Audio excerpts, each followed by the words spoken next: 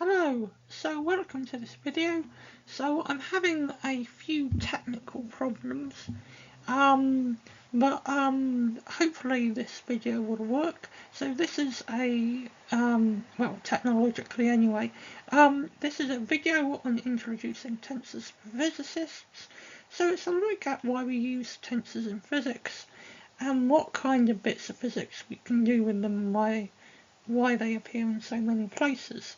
So we'll start by looking at what is a tensor, then looking at specific types of tensors, building up from the simplest rank 0 tensors, that was known as scalars, and we'll build to looking at the metric tensor and talk about its involvement in general relativity before looking at uses of tensor algebra in the context of electromagnetism and the work of James Clerk Maxwell.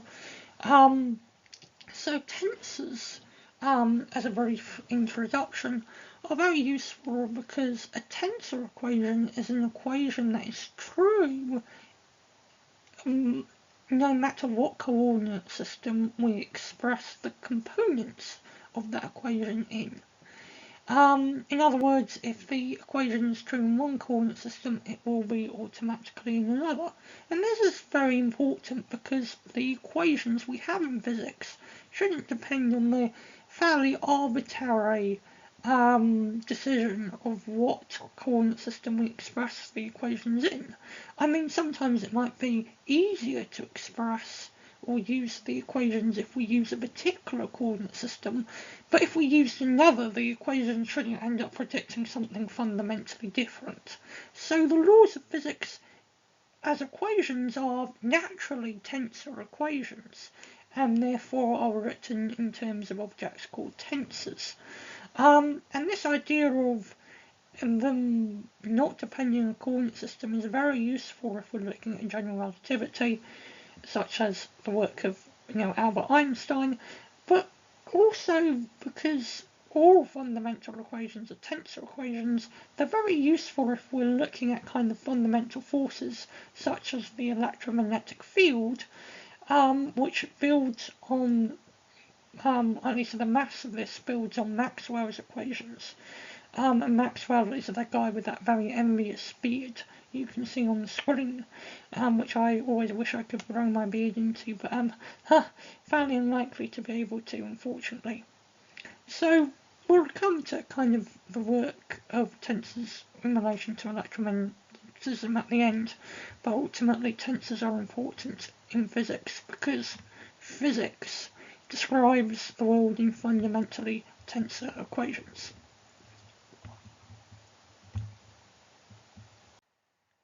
So the point of a tensor, as we mentioned before, that it is worth emphasising with particular examples of coordinate systems at hand.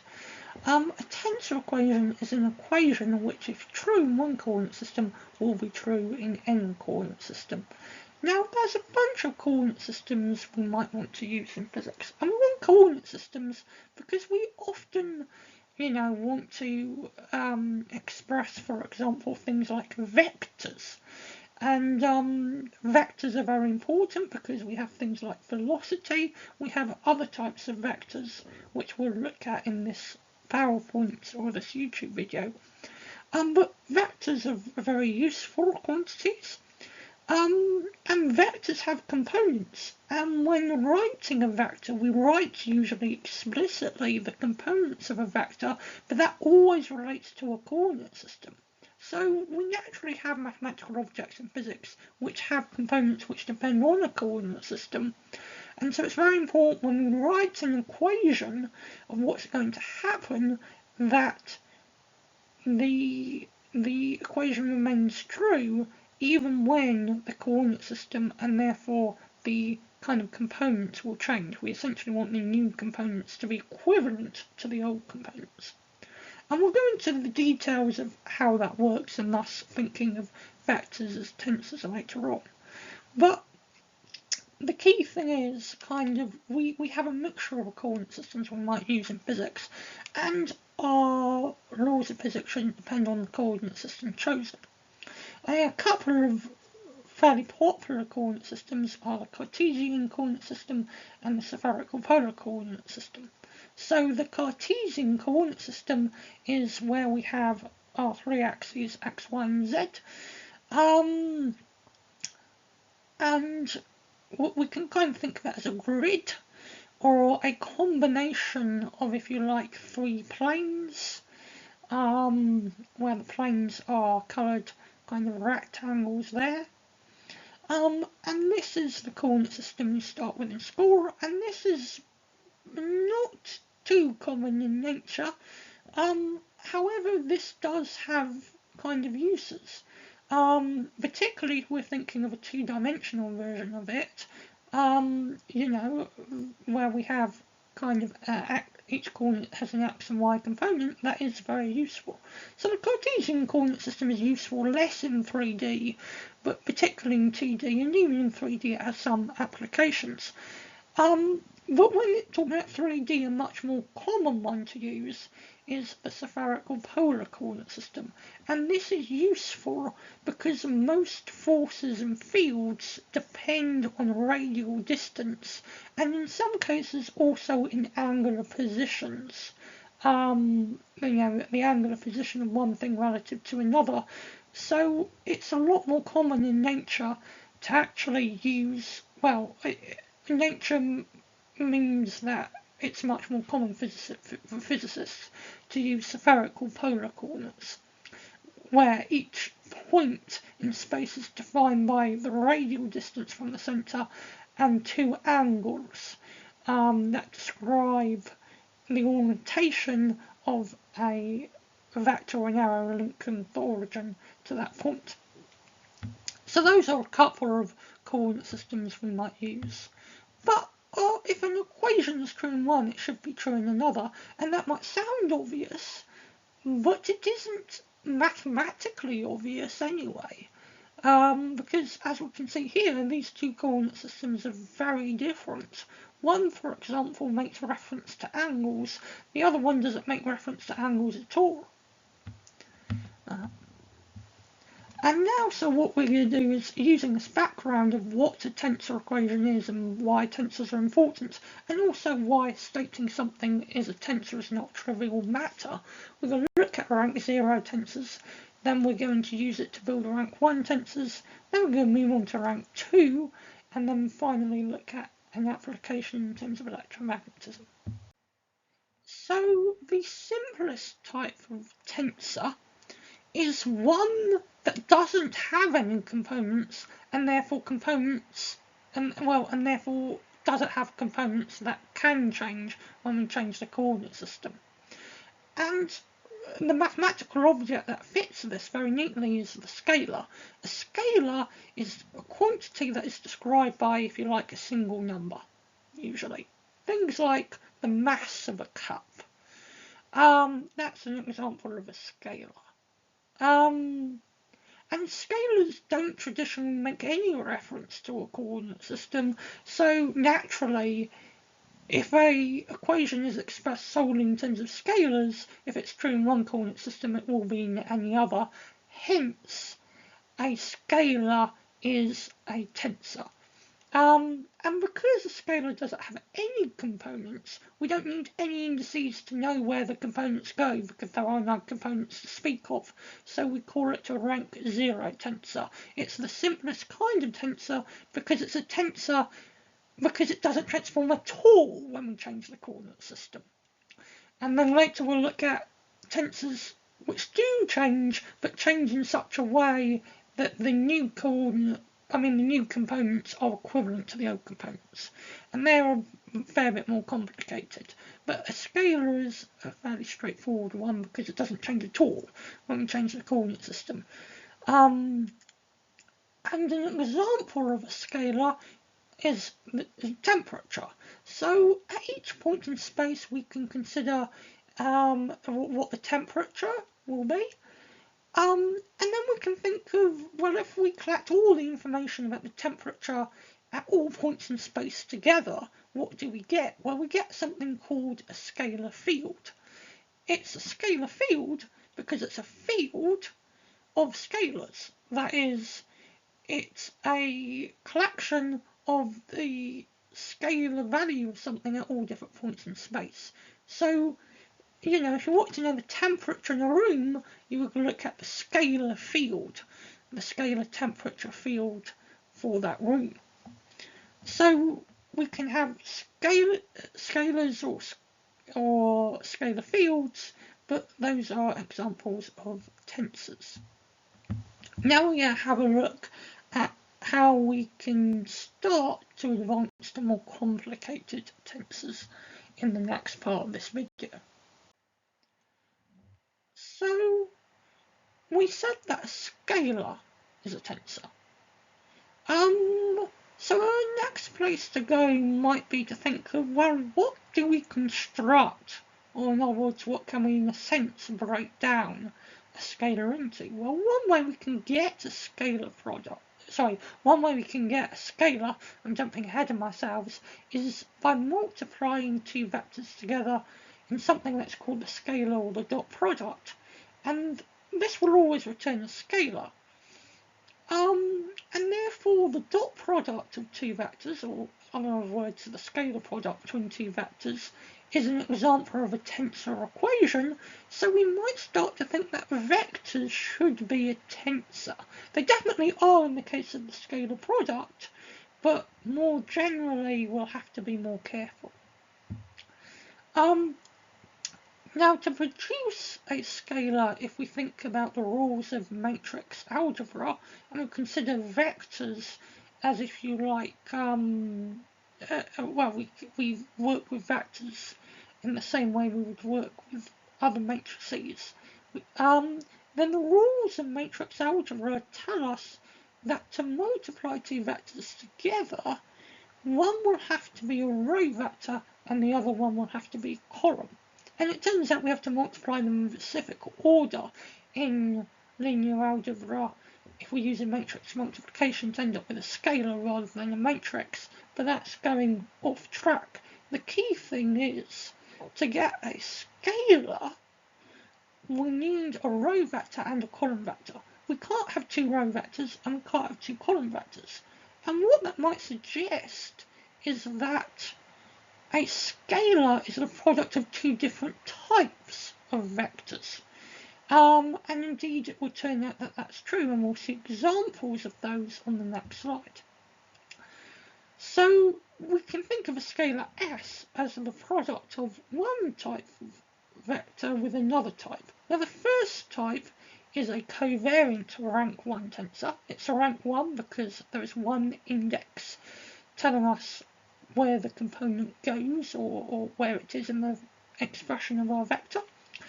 And it's covariant because we'll say mathematically what it means, but we represent a covariant vector as a vector with the indices as a subscript.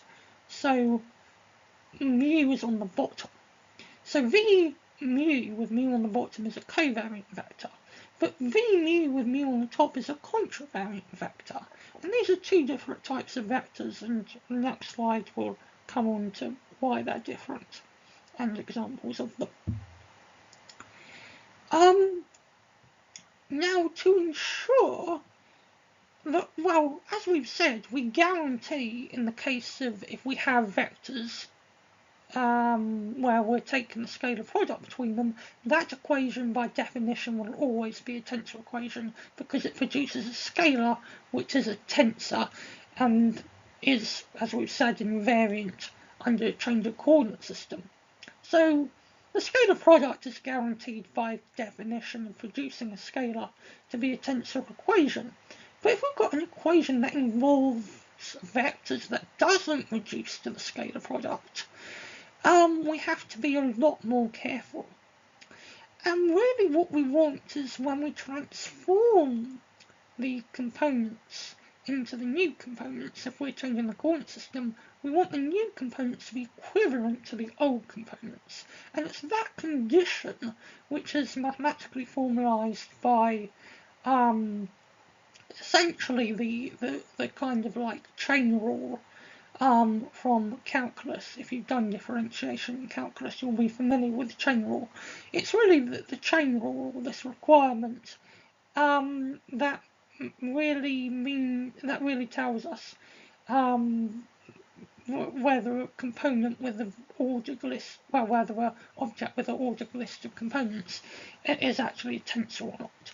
So vectors are generally tensors, providing when we change the coordinate systems, the new components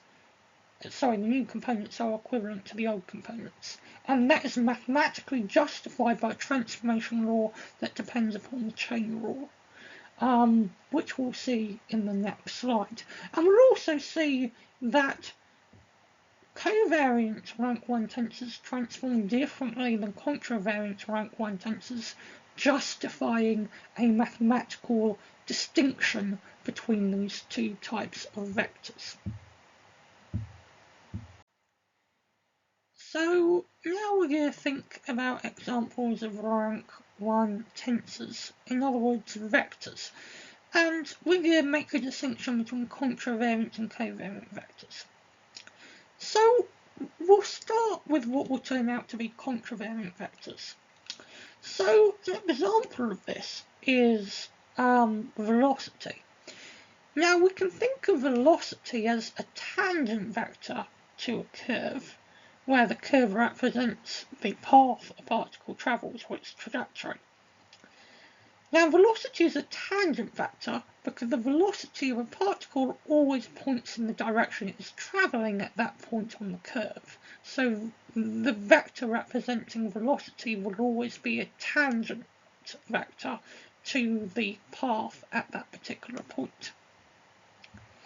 And we can write velocity in terms of its components as just how quickly the particle changes each of its coordinates, so say its x and y coordinates. So if this trajectory is in 2D space and we think of the trajectory in Cartesian coordinates, the velocity in Cartesian coordinates will just have components of dx by dt and dy by dt.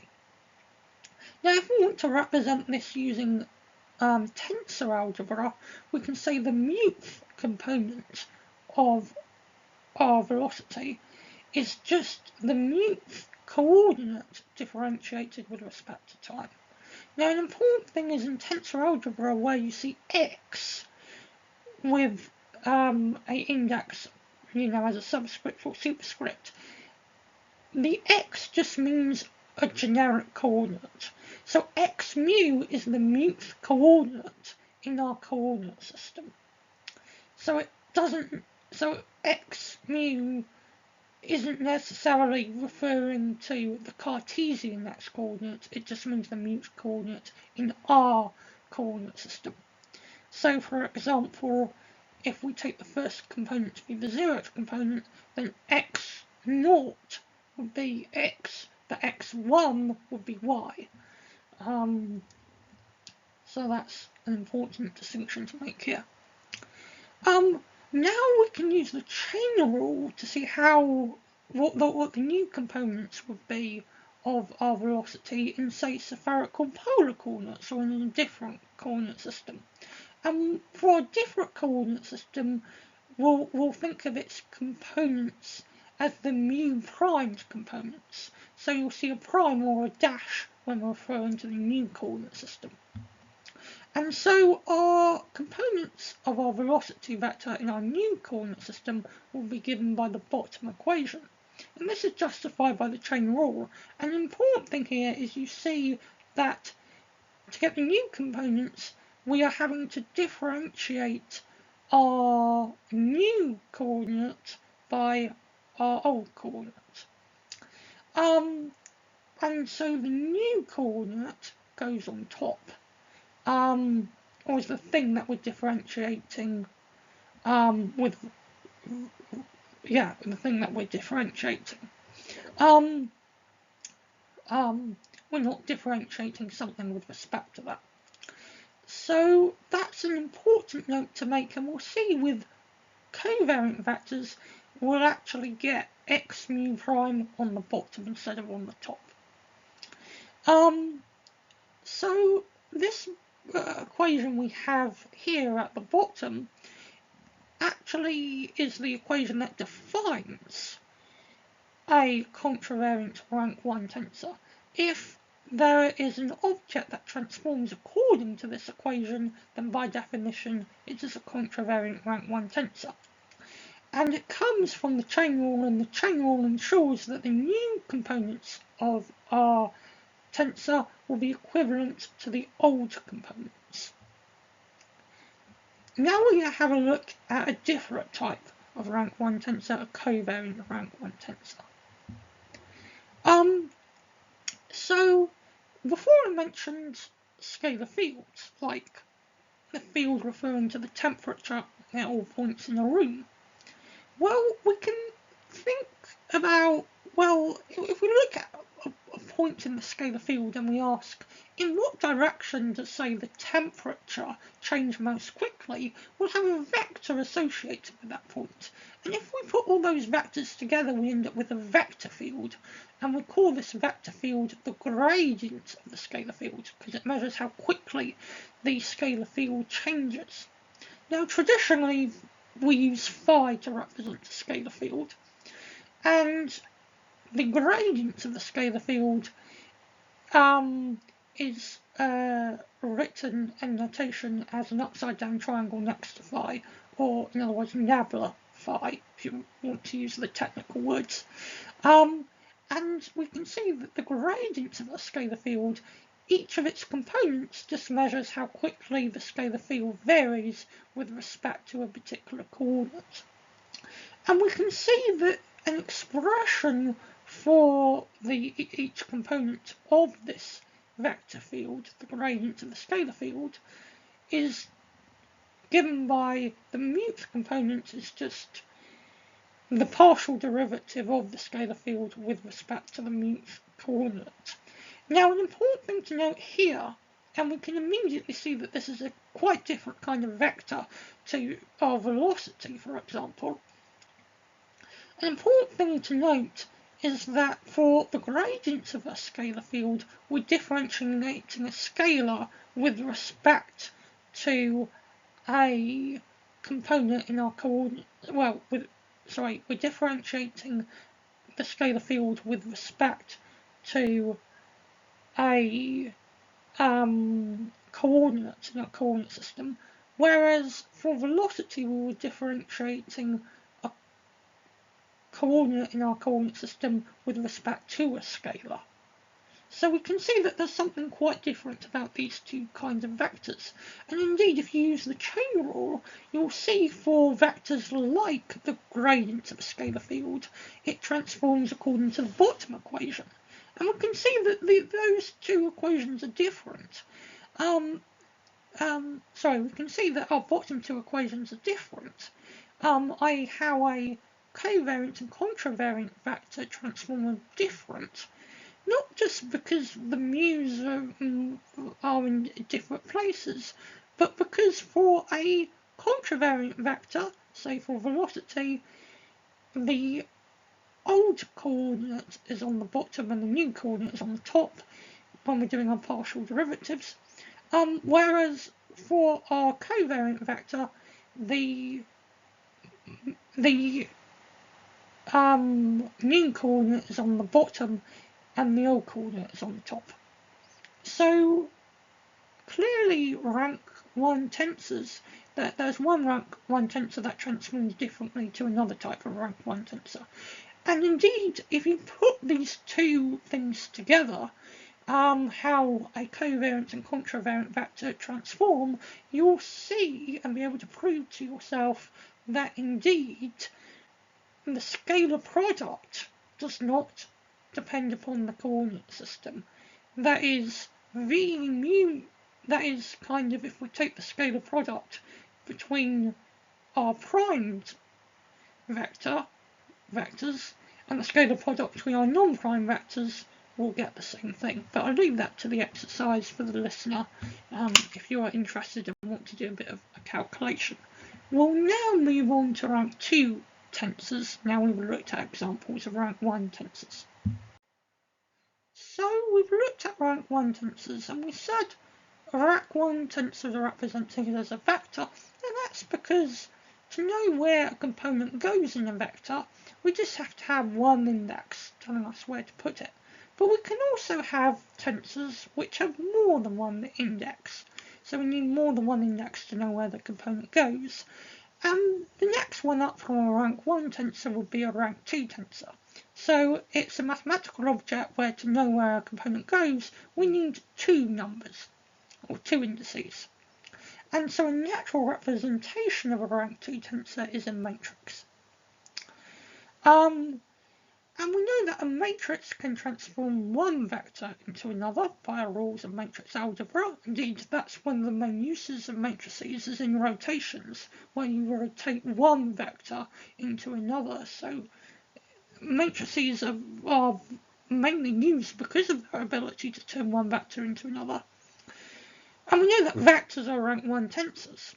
So we can say that there should be a rank 2 tensor that we should be able to express as a matrix, which should be able to turn a rank 1 tensor into another one. And the one that does this is called the metric tensor. And the metric tensor is usually written with the symbol G.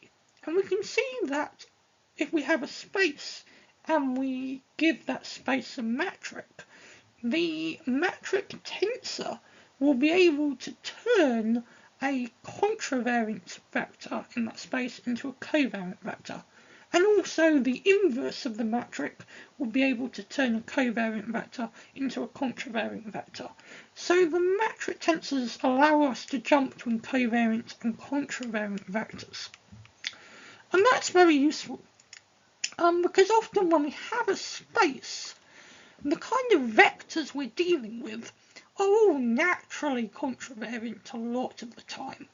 Sometimes we have covariant vectors, like the gradients of a scalar field, but say I want to know the length well, let's say I want to know how fast something is travelling. I want to find the size of velocity, but velocity is a contravariant vector, it's not a covariant vector. So a natural question is, well, how do I get the covariant version of velocity? And you get that using the metric tensor. So the metric tensor is very useful because we tend to naturally want to use contravariant vectors, but to produce scalars, we often want to be able to get also their covariant version. And so using this bit of math we have at the bottom of our metric tensor turning contravariant into covariant, and also how we defined the scalar product previously using tensor notation, we can rewrite the scalar product as the metric tensor and then multiply it by your relevant contravariant vectors that you're taking the scalar product between. And when you're finding the length of the vector, you would just say, well, the scalar product of the vector with itself will give me the length squared of the vector. Now G is when we're using a general metric. So if you're talking about metrics generally, you'll use G, but for those of you who are interested in looking to using tensor algebra for your own research or looking into your own topics, it's worth saying that whilst G is used for a general metric tensor, often particular spaces have particular symbols for their metric tensors. Metric tensor. So for example, if we're dealing with flat spacetime and special relativity, the metric tensor there is the Minkowski metric, and it has the Greek symbol eta, which looks like an N, but just with a slightly elongated part on one side. So it looks like an N, but somebody has got carried away at the end. And so I'll leave it to you as an exercise, but you can actually show using this equation for the scalar product and what you know of Pythagoras' theorem, that if Pythagoras' theorem is true, that is, when we're dealing with a flat Euclidean space, in Cartesian coordinates, the metric tensor describing that is actually given by the identity matrix. And because the identity matrix doesn't actually change the components of a vector, it means that when dealing with vectors in a Euclidean space using Cartesian coordinates, in other words, when doing like right-angled triangles or stuff like that, like one might do in A-levels or GCSEs, because the metric used as the identity matrix, it ends up meaning that actually the components of the contravariant and covariant vectors are the same, meaning there's no point making a distinction between them. But if the metric is not the identity matrix, then the components are indeed going to be different. So for like special relativity, it's important to make a distinction between the covariant and contravariant vectors. But also this, whilst Pythagoras' theorem strictly applies to Euclidean space described, a Euclidean space described using a Cartesian coordinate system, that's very rigid.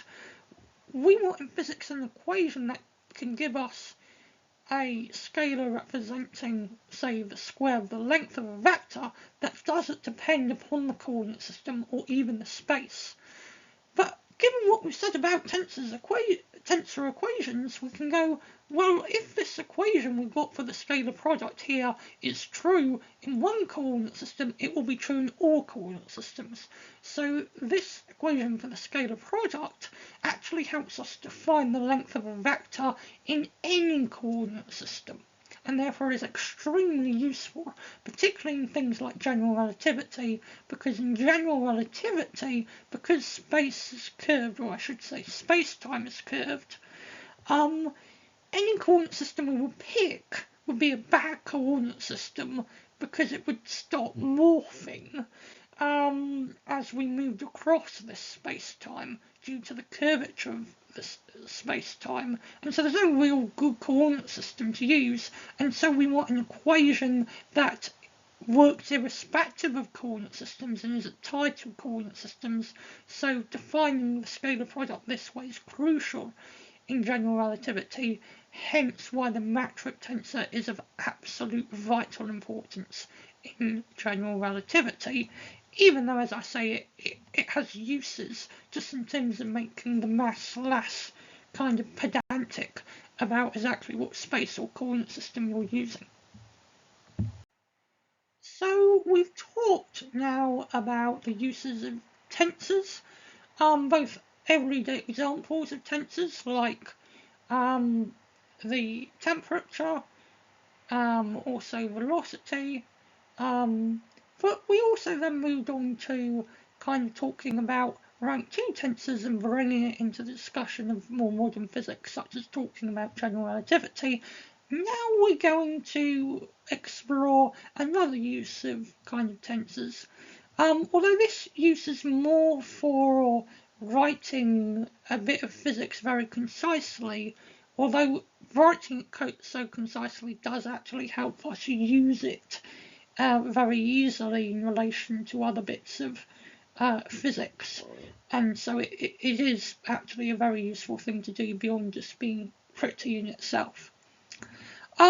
So this kind of use of tensor notation is going to refer to Maxwell's equations in his work on electromagnetism. So the idea of electromagnetism really stems back to fairly straightforward and qualitative experiments. So for example, when kind of people started producing electric currents, they found that, quite by accident, that if you put a compass needle next to a wire and then you switch on the current to cause electrical current to move through the wire, even if the compass isn't touching the wire at all, the needle on the compass will flip like it's responding to something. Now the compass a needle and a compass is a charge, so it's not responding to an electric field. No, it's actually responding to a magnetic field. So in those experiments, we began to see that that moving charge, that is, if you like, changing an electric field, can produce a magnetic field. And you can also do experiments where if you move a magnet through a coil, that is, if you have a changing magnetic field, you will produce electrical current in the coil. So a changing magnetic field will produce an electric field. And so it seemed that there was an interconnection between electric and magnetic fields, which stimulated physicists to develop laws relating the two. And what James Clerk Maxwell did was he combined very neatly those laws together into 4 laws using the rules of vector calculus, and these laws are known nowadays as Maxwell's equations. And Maxwell's equations govern so much. But then special relativity came along, and we realised that actually we can do better than having 4 equations. We can actually reduce it to 2 by considering this electromagnetic field not just as entangled electric and magnetic fields, but actually as a single field in itself, existing in the 4-dimensional space-time of special relativity. And this is the electromagnetic field. And it's this 4-dimensional field that our kind of tensor equations here explicitly refer to. Now, often this kind of way of writing Maxwell's equations, where we reduce them to just 2 equations, is called the covariant version of Maxwell's equations. Covariant generally means that the way we're writing it is irrespective of certain trivial changes we might make. So, for example, changing the coordinate system. And therefore tensor equations are by their very nature covariant. So we have our covariant equations here, and now I'm going to describe what they are. Now you might firstly think, I said 2 equations, but there's 3 on the screen. Well, the one in the blue box is actually one of our 2 covariant equations. The one in the blue box defines a rank 2 tensor, which, as we said, can be described as a matrix, that appears in our 2 covariant equations. Now this rank 2 tensor has components which we get from, if you like, taking the cross product between the derivatives of a field which is represented as A. Now A, if you like, tells us the strength of the field. I mean, some people might say it's more F, and technically that's true, but in some ways A refers to the strength of the field, and the A being a vector, we can see it's a vector because it just has 1 index. Being a vector and existing in 4-dimensional space-time, it has 4 components. Now, one of these components refer to the electric field, the other 3 refer to the magnetic field. So by looking at how this potential is changing, we get this rank 2 tensor F, and by looking at the partial derivatives of this rank 2 tensor, we can actually work out so many electromagnetic phenomena.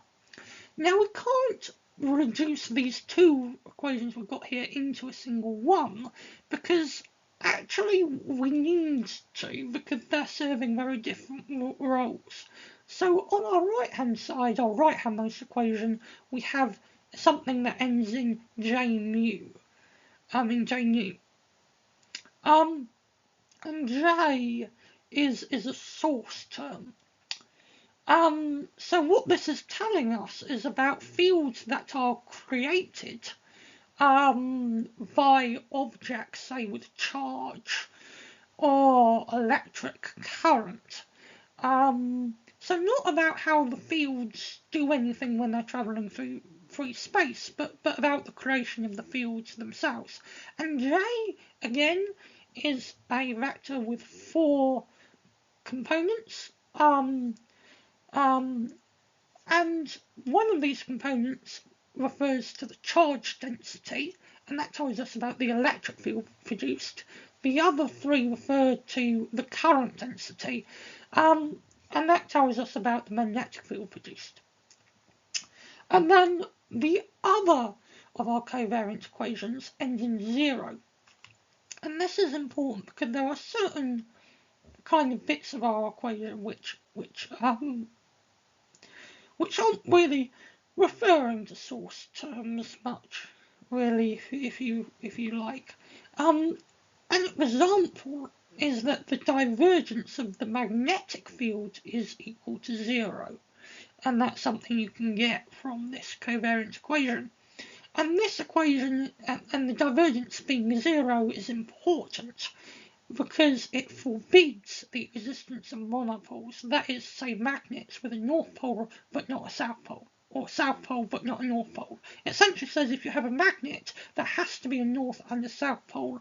And if you know a little bit about Stokes' theorem and divergence theorem, you'll be able to prove for yourself that saying the divergence of the magnetic field equals 0 forbids the existence of magnetic monopoles.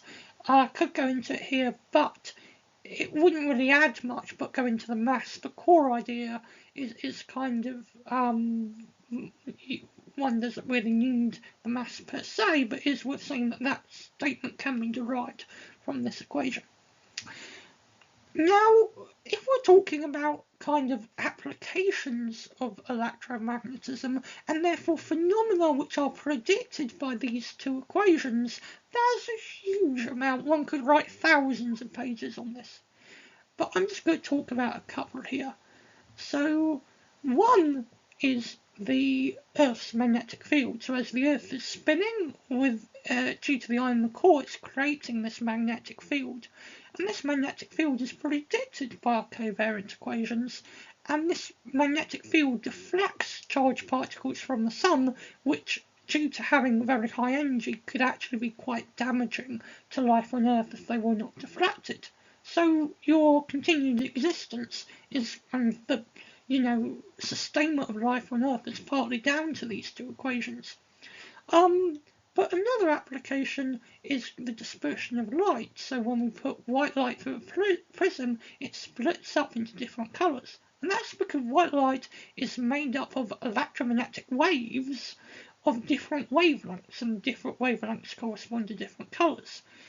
And our Maxwell's equations go some way to telling us why, and give a bit of detail on how, the difference in the wavelength of the electromagnetic wave will affect how quickly it travels through the medium, which thus results in the light splitting up into all its different colours. And so there are so many phenomena that boil down to these two equations. So these two equations encapsulate so much. So not only has, as we've seen, is tensor algebra vital in certain things like general relativity, it is also very ergonomic when trying to describe many phenomena, and being so ergonomic, it means that using this kind of way of writing Maxwell's equations, we can actually relatively easily start mixing this physics with other bit physics, such as looking at, for example, electromagnetism, say, around a black hole. So things like how a black hole might affect light that is falling into it or orbiting around it. And so these two equations are very useful. Tensor algebra is fascinating and wonderful and beautiful, and something really worth looking into. So this has been a bit of tensor algebra. I hope you've enjoyed it. If you like this style of video, please stick around for more. I hope you really like everything here, and hopefully see you in another video soon.